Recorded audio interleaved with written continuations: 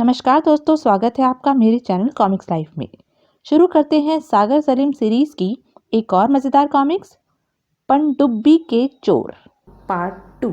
और कुछ क्षण बाद वे सब पोर्ट ब्लेयर वापस जा रहे थे। थैंक गॉड, अब हम खतरे से बाहर हैं। पोर्ट ब्लेयर पहुंचकर सागर ने अपने होटल में ही बेकर और टीबोन के लिए कमरे लिए और उन्हें कमरों में भेजकर इंटेलिजेंस चीफ मिस्टर आप्टे को फोन करके सारे हालात बताए। काफी दिलचस्प घटनाएं हैं मिस्टर सागर, लेकिन आपने उस नकली सागर को होटल में क्यों ठहराया? उसे तो हवालात में होना चाहिए। नहीं, वह बहुत काम का आदमी है। आज रात मैं उसे होटल में ही रखना चाहता हूँ। ओके, लेकिन आपका पनडुब्बी पर तुरंत पहुंचना जरूरी है। कल सुबह मैं हेलीकॉप्टर द्वारा आपको भिजवा रहा हूँ। मैं सुबह तैयार रहूंगा, लेकिन मुझे लगता है आज रात कुछ दिलचस्प घटनाएं घटेंगी। बहरहाल सुबह तक के लिए गुड बाय। उसने फोन बंद कर दिया और उठकर बेकर के कमरे की ओर चल दिया।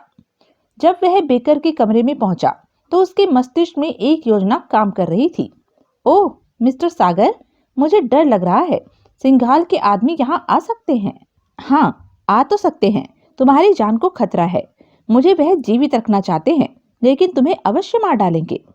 लेकिन आपने मेरी और टीबोन की सुरक्षा का वादा किया है। सागर ने एक बार फिर उस पर मनोवैज्ञानिक दबाव डालकर उसे अपना कहना मानने के लिए राजी कर लिया। वास्तव में वह बेकर के रूप में रहकर टी-बोन को परखना चाहता था। इसलिए तो तुम्हारे पास आया हूँ। तुम अब मेरे से कपड़े बदलकर मेरे कमरे में चले आओ। मैं यहाँ तुम्हारे कमरे में सोता हूँ। अब जब तक हम यहाँ हैं, तुम असली सागर के रूप में रहोगे। सिंघाल के आदमी तुम्हें मारने आएंगे तो मैं उनसे निपट लूंगा। बेकर को अपने कमरे में भेजकर सागर टी-बोन के कमरे में पहुंचा। हेलो डार्लिंग, मुझे तुमसे दूर रहकर नींद नहीं आ रही थी। ओह डियर, नींद तो मुझे भी नहीं आ रही। वह भारतीय जासूस कहाँ है? टी-बोन ने उसे कपड़ों की वजह से नकली सागर यानी बेकर ही समझा था। वह अपने कमरे में जाकर सो गया है। कह रहा था, बहुत थक गया हूँ, इसलिए नींद की गोली खाकर सोऊंगा। वह बहुत अच्छा आदमी है, लेकिन तुम बहुत बुरे आदमी हो। उसकी बातों में आकर तुम अपने देश से गद्दारी कर रहे हो। मैं केवल अपनी जान बचा रहा हूँ। पनडुब्बी पर जाने में मेरी जान को खतरा है। क्या तुम्हें मेरी जान प्यारी नहीं है? मुझे तुम्हारी जान बहुत प्यारी है, मगर कर्नल सिंघाल से डरती हूँ। मेरा कहना मानो और सिंघाल के पास वापस लौट चलो। तुम्हारे कारण उसकी योजना विफल हो गई है। मैं अब लौट नहीं सकता, और अगर तुम्हें सिंघाल की इतनी ही परवाह है तो तुम उसके पास जा सकती हो। मैं समझ गया हूँ कि तुम्हें मुझसे प्रेम नहीं रहा। सागर के बाहर जाते ही टी-बोन उठकर बाथरूम में गई और अपने लॉकेट ट्रांसमीटर पर सिंघाल से बात करने लगी। होटल आने के बाद से वह तीसरी बार रिपोर्ट दे रही थी। सागर ने उसे पूरी तरह हमारे विरुद्ध कर दिया है। सागर की मौत ही अब हमारे मिशन को बचा सकती है। वह अपने कमरे में नींद की गोली लेकर सोया हुआ है। मेरा ख्याल है आप इस अवसर का लाभ उठा सकते हैं। ओवर। उधर सागर बेकर के कमरे में लेटा हुआ था। टी-बोन बेकर से प्रेम नहीं करती। वह सिंघाल के कहने पर उसके साथ लगी हुई है, अतः उससे होशियार रहना होगा। सुबह अचानक 3 बजे उसकी आंख खुल गई। ओह, मैं सो गया था। एक बार बेकर को जाकर देखना चाहिए। उसने कमरे के दरवाजे पर आकर दस्तक दी। शायद गहरी नींद सो रहा है। दरवाजे की एक चाबी सागर के पास थी। अंदर चलकर देखता हूँ। भीतर अंधेरा था। उसने लाइट ऑन की। ओह नो, यह बेकर की नहीं बल्कि मेरी हत्या हुई है। मेरा शक ठीक था। टी-बोन सिंघाल से मिली हुई है। उसने ही सिंघाल को बताया होगा कि हम कहाँ हैं, और सिंघाल ने मुझे मारने के लिए आदमी भेज दिए, जो मेरे धोखे में बेकर को मार गए। अब मैं भी उनके ही हथियार से उन पर हमला करूंगा। टी-बोन पर मैं यह जाहिर नहीं होने दूंगा कि मैं असली सागर हूँ। अब देखना यह है कि टी-बोन मुझे कैसे हैंडल करती है। मस्तिष्क में एक नई योजना बनाकर वह कमरे से बाहर आ गया और दरवाजे को ताला लगाकर टी-बोन के कमरे की ओर चल दिया। गजब हो गया टी-बोन, सागर की हत्या हो गई है। घबराओ मत, मुझे सब पता है। तुम्हें पता है? हाँ, उसे सिंघाल ने मरवाया है। तुम्हारा भी यही हर्ष हो सकता था, लेकिन मेरे कहने पर सिंघाल ने तुम्हें क्षमा कर दिया है। अब अगर तुम जीवित रहना चाहते हो तो जो सिंघाल चाहता है तुम्हें वही करना होगा। सागर ने इस तरह का अभिनय किया जैसे वह डर गया हो और उनकी बात मानने के लिए तैयार है। कुछ देर बाद उसने अपने कमरे में आकर मिस्टर आप्टे का नंबर मिलाया और उन्हें सारे हालात बताकर कहा, वह लोग समझ रहे हैं कि मैं मर चुका हूँ और टी-बोन चाहती है कि मैं सागर बनकर पनडुब्बी पर चला जाऊं, लेकिन हमें अभी यह पता नहीं है कि वह लोग पनडुब्बी पर क्या करना चाहते हैं। उनका मकसद जानने का तरीका यही है कि मैं नकली सागर बना रहूं। मैं आपकी बात समझ गया हूँ, लेकिन हम उस लाश का क्या करेंगे? टी-बोन ने मुझसे कहा है कि मैं असली सागर बनकर आपसे कहूँ कि नकली की हत्या हो गई है और इस बात को अभी छुपाए रखने का अनुरोध करूं। इस तरह उसने खुद हमारी मुश्किल आसान कर दी है। कल सुबह आप मुझे भेज ही रहे हैं। मेरे जाने से पहले कमरे से बेकर की लाश बरामद न की जाए, लेकिन हाँ, मेरे जाने के बाद टी-बोन पर पूरी निगरानी रखी जाए। उसे एक क्षण के लिए भी नजरों से ओझल न होने दिया जाए। आपटे से बात करने के बाद उसने फोन पर ही सलीम से बात की और उसे सारे हालात बताकर कहा, मैं सुबह पनडुब्बी पर चला जाऊंगा। टी-बोन तुम्हें देख चुकी है, इसलिए तुम मेकअप करके हुलिया बदल लो और उसके पीछे साए की तरह लग जाओ। समय आने पर जब हम सिंघाल पर हाथ डालेंगे तो टी-बोन ही हमें उस तक पहुंचाएगी। ओके, मैं आपकी बात समझ गया हूँ। अपना काम पूरा करके वह टी-बोन के पास पहुंचा। वह मुझे आज ही पनडुब्बी पर भेज रहे हैं। 10 बजे जाना है। गुड, बहुत होशियारी से काम लेना। सारा प्लान उसी तरह है जैसे तुम्हें समझाया गया था। लेकिन इस बीच तुम क्या करोगी? मैं तुम्हारी वापसी की प्रतीक्षा करूंगी। तुम सफल होकर लौटोगे तो फिर हम एक नया जीवन शुरू करेंगे। ठीक 10 बजे एक गाड़ी सागर को लेने आ गई। Good luck baker. इस गाड़ी ने सागर को एक हेलीपैड पर पहुंचा दिया, जहां एक हेलीकॉप्टर तैयार खड़ा था और मिस्टर आपटे सागर की प्रतीक्षा कर रहे थे। आइए मिस्टर सागर, इस हेलीकॉप्टर द्वारा आपको समंदर में एक युद्ध पोत पर ले जाया जाएगा और वह युद्ध पोत आपको पनडुब्बी तक पहुंचाएगा। मेरे साथ और कौन जा रहा है? यहाँ से हेलीकॉप्टर में आपके साथ 2 वैज्ञानिक जा रहे हैं। कुछ वीआईपी आपको युद्ध पोत पर मिलेंगे और आप सब साथ साथ पनडुब्बी पर जाएंगे। हेलीकॉप्टर में दोनों वैज्ञानिक मौजूद थे। हेलो मिस्टर सागर। हेलो, आप लोगों की सुरक्षा की जिम्मेदारी मुझे सौंपी गई है। कुछ देर बाद हेलीकॉप्टर अपनी मंजिल की ओर उड़ान भर रहा था। 1 घंटे की उड़ान के बाद हेलीकॉप्टर समंदर में खड़े एक युद्ध पोत पर उतरा। सबसे पहले सागर बाहर निकला। युद्ध पोत के कमांडर ने उसका स्वागत किया। Welcome mister Sagar. Thanks commander. हमारे साथ जाने वाले दूसरे लोग आ चुके हैं क्या? जी हाँ, रक्षा सचिव और दूसरे लोग आ चुके हैं। बस आपकी ही प्रतीक्षा थी। हम तुरंत पनडुब्बी की ओर रवाना हो रहे हैं। युद्धपोत तुरंत ही रवाना हो गया। लगभग 40 किलोमीटर की यात्रा के बाद वह उस पनडुब्बी के निकट पहुंच गए, जो अभी पानी के भीतर थी। पनडुब्बी को ऊपर आने के लिए सिग्नल दिया जाए। सिग्नल पाकर पनडुब्बी सतह पर उभरी। तुरंत ही रबड़ की किश्तियां पानी में उतारी गई, जिनमें सागर और दूसरे वीआईपी सवार थे। किश्तियों द्वारा वह पनडुब्बी पर पहुंच गए। उन लोगों के पहुंचते ही पनडुब्बी वापस समंदर में बैठ गई। पनडुब्बी के कमांडर ने उन लोगों को विभिन्न सेक्शनों में घुमाया। यह रेडियो रूम है और कैप्टन शेखर यहाँ के इंचार्ज है। Hello captain. फिर वह मिसाइल सेक्शन में आए। यहाँ से वह मिसाइल छोड़े जाएंगे जिनका परीक्षण देखने आप लोग यहाँ पधारे हैं। यह सेक्शन कमांडर रवि तलवार है। पूरी पनडुब्बी की सैर कराने के बाद कमांडर उन्हें रिहायशी कैबिनों की तरफ ले आया। आप लोगों के आराम के लिए केबिनों का प्रबंध है, लेकिन केबिनों की कमी के कारण आपको केबिन शेयर करने होंगे, यानी 2 सज्जन एक साथ रहेंगे। कोई बात नहीं कमांडर, वैसे भी हम लोग आराम करने नहीं, काम देखने आए हैं।